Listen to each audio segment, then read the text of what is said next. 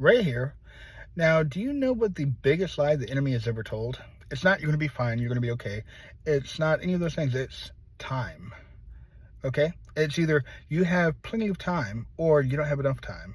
See, what would David, the shepherd boy, would have done when he went to the Philistines' war with Israel in that valley and was listening to Goliath yell and scream and mock them for 40 days? What would he have done if he goes, I'm still not even old enough to be in the army. I'm still young. I've got time. I've got time to grow up. I don't have to take this on.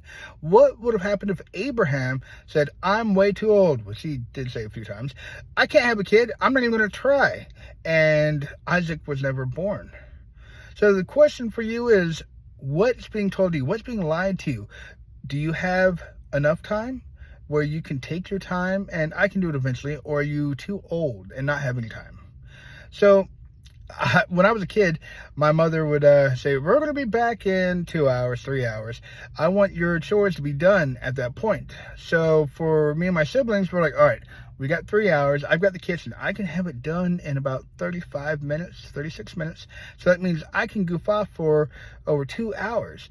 But what happens when she got home a little early with pizza and movie for the Saturday pizza movie night and my chores aren't done? Guess what? I don't get pizza. I don't get to see a movie. I get to sit in my room and moan about how I had more time. I should have had more time. But guess what? What I didn't have was pizza and a movie. Or what about when I was a kid, studying. I'm running out of time. I only got an hour before bedtime. You know what? An hour of study isn't going to do me any good. So I don't study. Guess what? The hour of study would have done me some good. I would not have come home with a D minus. Not an F, mind you, but a D minus. But the point is this.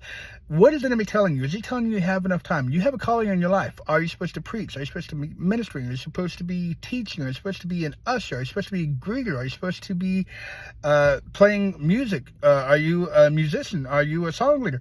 What is God telling you to do? And what is your excuse? I've got time. I can do that later. We have a musician. We have preachers. We have greeters. We have ushers. We don't need me to do it right this second. But you don't know how much time you have. You don't know, but we're not promised tomorrow. We're not even promised the rest of today. We're not even promised the rest of this video. So my question for you is, what are you doing with your time? Time is precious, and God has given us a calling.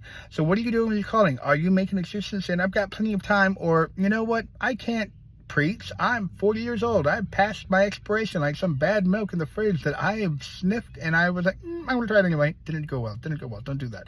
My question is, why are we listening to the enemy? God says do it. That means do it. Don't go, well, how long? What time? How far in the future? Do I have time to get ready for it? God says do it, and it's time to do it. Stop saying maybe later, or maybe it wasn't for me. When God says to do something, just do it. Okay? The time is now. It's time to get up and do something. Just do it. We're ripping off Nike. I'm sorry, Nike. But it's time to do what we're told to do. It's time to jump in the fray and stop worrying about, are you too old? Are you too young? Because God's called you.